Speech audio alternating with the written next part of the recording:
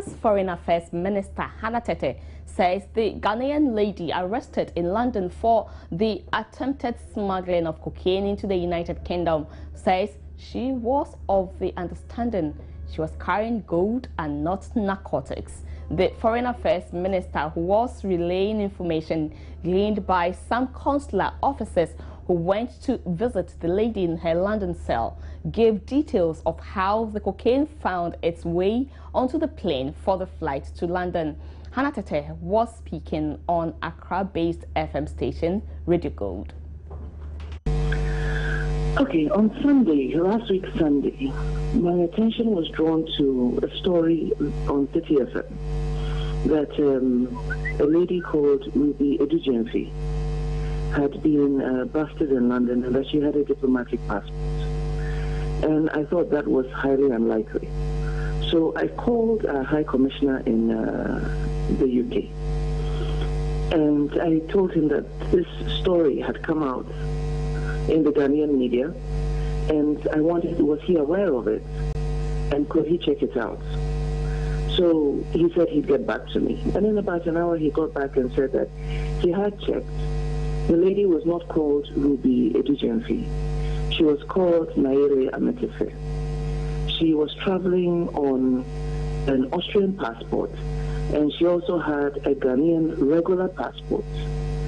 And then he went ahead to provide the details of the Ghanaian passport. So I said, okay, if that's the case, could he get our consular staff to find out what the situation was with the lady? And this is not unusual, Suhini, because whenever we've had notice in our missions all over the world that there are Ghanaians who are in difficulty, we send our consular officers to go and find out what the situation is and to see if there's opportunity to give them consular assistance. But by the way, it's not something that Ghana does, it's something that every country does. And I'm sure that you must have heard on a number of occasions, even diplomats over here, intervening with the foreign ministry or with any of the agencies of state to inquire about particular problems that their citizens have within the country. So I am informed that the following day he asked two of the consular officers to look for the lady, and as it turned out, she was in a detention center in Surrey.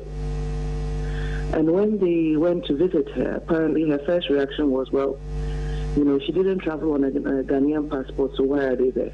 That is the report I have. That's what she asked the officers who went to visit her. That she didn't travel on a Ghanaian passport, so why were they going to see her? And they said, well, they had heard that a Ghanaian citizen had been arrested, so they were asked to come and inquire.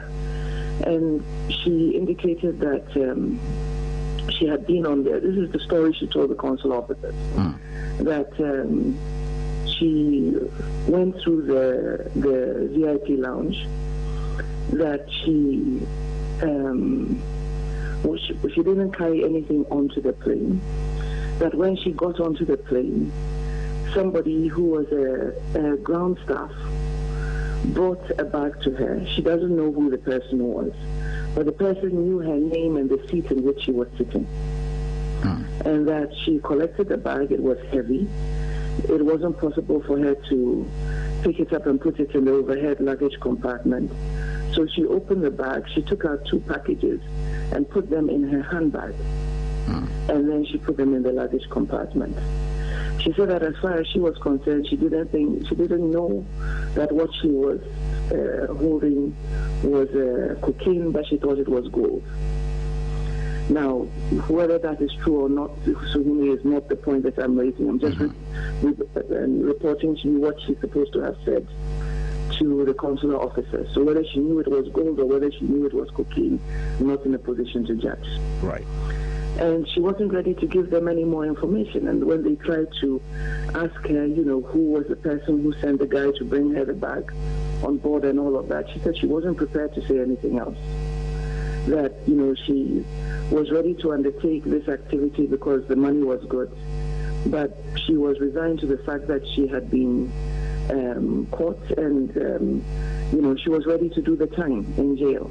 And she was not going to give any further information.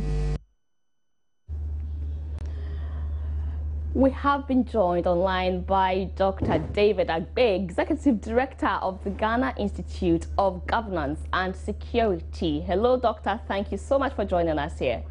Yes, thank you so much for the opportunity.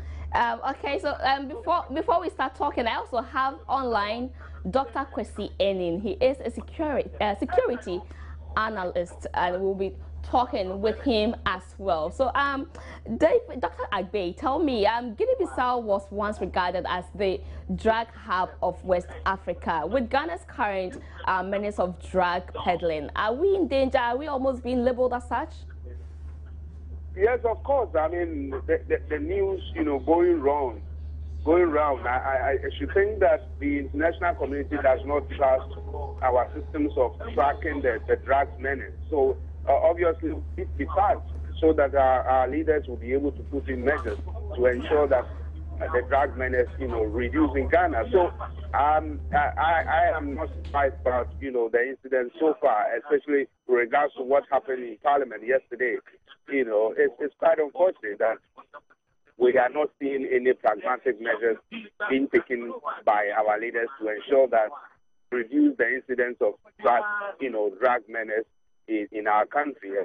And it's not good signal at all. We are just demonstrating to the international community that we are not ready to fight. We are not ready to calm down the perpetrators of, those people. So it's quite an unfortunate incident that we monitored in Parliament yesterday, where each of the political party leaders are just in each other without being seeing a common voice of coming together and ask to how best we will be able to resolve this matter. I mean, it's quite unfortunate that is the way I looked at it. I thought that, Parliament should have come out with one voice and say that these incidents are becoming unbecoming, and so we need to be able to find out how best things could be resolved. But rather, they are doing, as usual, policies of NDC and MPP. And so that is politics of equalization that we are experiencing in Ghana, and it does not strengthen our parliament as a body, as a parliament to be able to, be more responsible and be able to convince Ghanaians that that's the way we need to go.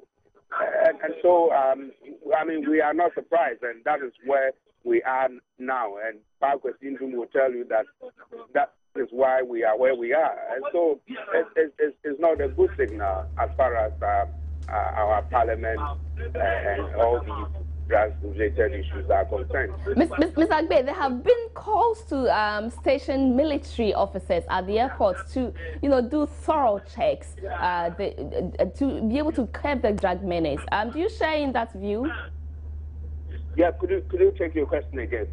There have been calls to station military officers at the airport to do thorough checking to be able to curb the drug menace. Do you share in that view? Yes, I made that comment that as we see situations, happen, we believe narco people are not on top of the job, and so it's about time that we strive the narco as an institution and re-strategize and reorganize the whole sector, giving it a certain new image and a certain level of direction. We are not surprised that the president tries to dissolve the board, because the board is not giving a sense of direction as to the way narco people need to operate. So it is important that we try to retool the whole of narco people, and then I propose that military needs to take over. And in Ghana here, we do have much respect for the military as far as integrity and discipline is concerned. So I express that comment that we believe that the military will be able to, be able to arrest all those people who are the perpetrators of the drug-related issue. And every politician in this country is almost like afraid of the military. So if the military people come in, things will be able to normalize. They will be able to, cause an arrest of all those people. And so it is quite significant that we retool, the narco people. Their situation has been compromised. If you look, if you study what is going on, you read about WikiLeaks and all the international cables, they are telling us that the narco people, their situation has been compromised. And so there is no respect for them. So those collaborations will not work because the international community does not trust our narco people. And so there is a need for us to restructure the whole narco. Mr. Agbe, please kindly stay on. We have also been joined online by Dr. Kwesi Enin. He is a security analyst. Good morning, Doctor. Thanks for your time. Yes, good morning. Quickly, Doc, I would like to find out what is the security implications of the drug menace for Ghana? Well, I think we need to first look at the reputational. There's a lot of noise in the background. I mean, I can barely hear myself speak. Wow. Okay. My technical people will check that quickly for us. Yes. Is it better now? Can you check it and call me back because there's too much. I mean, there's a loud radio voice in trees. Oh, okay. That's bad. All right. So we'll do just that. All right. So we still have David with us online. David Agbe. David, I would like to find out what is the impact of this drug menace situation on the economy? Yes, the impact is that in terms of the economy, I mean, people who are trading in the drugs, they are going to benefit. But the larger society, we are going to suffer because it has a serious implication on the country. And so, you know, hard drugs, people who consume or who take hard drugs are more like criminals. And so they perpetrate all kinds of criminal activities. When they see you, they don't see you as a natural human being. They can kill you, they can do all kinds of things. So the dire consequences of drug menace in your country is not good at all. And so we shouldn't look at more of the economic impact of that. But let's look at the issue of the social fabric. You know, our society, the negative repercussions on the society. All right. Is what we need to focus on. Mr. Agbe, we'll come back and talk about the social impact on our society. We have back Dr. Kwesi Enin. Hello, Doctor. Is it okay now? Yes, much better now. All right. So you were telling us about the security implications on the country. No, the first relates to the reputational risk or the reputational damage that narcotics does to a country, whether that is if you are perceived as either a transit or a destination country. That is one, because your international partners are suspicious, business is suspicious, the cost of doing business is terribly high, it undermines societal hierarchy. You know, so the reputational issues are quite serious. You asked very specifically about the possible security implications. Yes, Doc. You know, most people believe that when a country becomes either a transit or destination country, it may necessarily lead to insecurity. I don't think so. There are particular sociological and anthropological reasons why in most West African countries we are not seeing the violence that we've seen, say, in Latin and South America. I don't think that type of violence will get here because already we are seeing, you know, frameworks being developed and designed by those who are involved in this business to resolve their conflicts and their differences with respect to their market share, pricing, the quality of the narcotics that are coming in. That is one. The second aspect is when the security institutions themselves become compromised.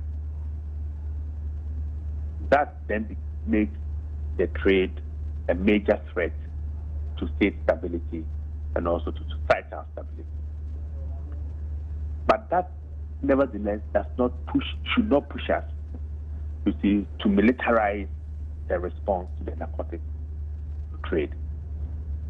I think if you read not just in war, drugs, the state and society, the report that was issued in June by the West African Commission on Drugs I think recommendation 2 makes it extremely clear that the history of militarizing the response to narcotics, and you see the physiology war on drugs, coined I think by the Nixon regime, it has been failed in the United States. So that whilst we may be having institutional challenges in responding to the difficulties posed by the rapid transformation of the drugs trade, it nevertheless calls on us to strengthen those institutions. Let's take the bold decisions that we need to strengthen, to fund, to retrain, to retool, re-equip, and then reassess the people who work there. And I think when we do that, we'll be able to see some better results. Would you say we are a transit country or we have become a destination country? Both. We are both. Both. Because you see, if you gain a kilo of pure cocaine, about 10 to 15% of it will need to remain to oil the wheels of corruption, bribery, to allow what took place at the airport to take place. Okay, so a bit of it remains to be used. Secondly, is that for every consignment that comes in, some of it will naturally remain apart from the 10 to 15%. Okay, so now we are talking about 12.5 kilos. I think the real question that we should be asking, or the subsidiary question, relates to how much really came in, how much may have left undetected, and how much remains. How did it get in? And who were those who provided the underpinning network to facilitate the entry, storage, transportation, and eventual export from this country? So there are still quite some tough questions that we need to think about and that we need to stick to respond to. All right, Doc, please stay on, don't go yet. Let me quickly also find out from Mr. Agbe. Ultimately, some of these drugs end up in Ghana and are consumed by the youth. What collectively can we do to protect our youth?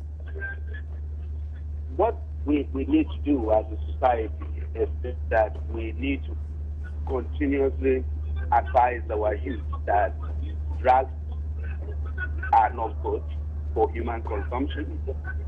And so when we consume the hard drugs, it has a negative repercussion on our body. It destroys our moral conscience. It destroys the entire body. It breaks down our system. And so we need not to tolerate drugs at all. So government needs to ensure that they educate the Ghanaian youth, especially those in the secondary schools and the various. When those people become, more informed, it will help us the more, rather than the way we are seeing secondary school people smoking weed and other marijuana and other stuff. That's when you consume cigarettes, you take weed and those things, there is that temptation that you want to graduate another level of consuming cocaine. And so let's engage the youth. Let's ensure that we advise the youth against some of these, menace. And those who are also the perpetrators of these drug-related issues, we should be able to strengthen our law so that all those people will be prosecuted. You look at our legal system is also, weak, such that when we arrest those people, the kind of punitive actions that is against those people, it's so, it's not robust enough. So there is that temptation that people always, would like to bribe their way through. They have that, mindset that they can bribe lawyers, they can bribe judiciary, and all that. So these drugs are so dangerous, and those who are involved, they are not afraid of anything at all, because they know that they have lawyers who can, debate and argue on their behalf. So unless we strengthen our system in terms of the legal system, and then do massive education to also ensure that we come down, all these kind of situations. And we need to also give more support to those people who are involved. If it is Narcotic, if it is the military, if it is about military intelligence, they need to be well resourced so that all those people can be dealt with. If not, our society will be destroyed. Let me also find out the politicization and equalization by both the NDC and MPP. Security-wise, what do you make of that? That is where those who deal with hard drugs, find a nice way dodging the situation, because they like a situation where they play politics with it. When it becomes like MPP, NDC, then they would then, jubilate, because they know that we are not finding the antidote. We are not finding, measures to ensure that we arrest them. So they are happy when we politicize it. It is about time that our politicians, speak with a common voice to say that as for drugs, we are not going to allow it in this country. Just like the former president, Mills, did when a certain loan was attached to these homosexuals and all those things. And he says that if Ghana is to have those money, as a result of the fact that we have to beg the international community for us to succumb to the pressures of these homosexual things, he's not going to take it at all. So those leadership needs to show a signal. They need to show a level of preparedness for us to see that, yes, we are speaking with a common voice so that it will be able to, arrest all these perpetrators. If not, then our society, don't forget that now Ghana is becoming more like an interesting place, whilst, we discovered oil in commercial quantities. And so many people are coming into the country, and immediately they realize that our system is loose. Then they'll bring in more of the drugs, and then there is that possibility that they will destroy our country for us. So we need to be cautious. We need to tell politicians that this is not the way to do it. Let them speak with a common voice so that we can be able to arrest the perpetrators of hard drugs. All right, thank you, Mr. Agbe. Let me quickly also go to Dr. Kwesi Enin and ask him the same question. Security-wise, what do you make of the politicization of this drug menace by the NDC and MPP? No, your question is wrong. You see, the security implications of politicizing this are actually quite small. I think the question should be, where is the national interest? All right. In discussing narcotics or placing narcotics as one of the major threats to the survival of our democracy and our economic growth. We see the manner in which narcotics are handled by politicians in this country is that there's a reciprocal blame game. And my point is very simple. Until we elevate narcotics to posing that challenge to our society that it is, I think we will continue to see politicians playing this game. But none of them can really absorb any political party. If you go back 25 years, every single government that has governed this country, at one point or the other, has failed to take the necessary measures to respond to this growing problem. So what we need is a campaign that gets politicians to see narcotics for what it is. That is both a major public health threat to this country. It's undermining our societal hierarchies. It makes legitimate business more expensive. It's increasing acquisitive crimes. That the net effect of not doing anything about this problem is that we all tend to lose. Probably the time has come for us to recognize that narcotics poses a bigger threat than the parochial political interest, what has been demonstrated over the past 22 years. Can we ever say no to narcotics? Is that ever possible? Do we? Can we ever say no to narcotics? As an individual, you can say no. But as a businessman or an immoral businessman or business person, people will say no. We should be able to say no to narcotics as individuals. But when you look at the business side and the profitability, and that is what stokes people's greed. That the profits are huge, the risk fairly minimal, and therefore those who are greedy and don't have the moral temerity will continue to try to deal in this business. We can't wish it away. Doctor, I quickly would want to read this story to you and get your reaction. This is something on Britain's, the title says, Britain's held in Ghana cocaine bust, and it's actually published on Mail Online. It says 4 British men are under arrest in Ghana after officials seized £80 million worth of cocaine destined for the streets of the UK. A UK-led international law operation resulted in the seizure of a ton of the drug in a raid on a villa in the suburbs of Accra. So that is just the first paragraph I've read to you. That's the main import. You can find that on Mail Online, and the story was published today, 26th November. It was actually published 10:34. So have you heard anything like that? No. Okay. No, I haven't heard it yet. We need to verify whether it's true or not. But you see, this does a lot of damage to Ghana's reputation, hard-won international reputation. Okay? When you are a country in which now the international media can play football with your reputation because they think that you become a transit and a destination point, a storage country. Okay? It's not, it undermines investor confidence in us.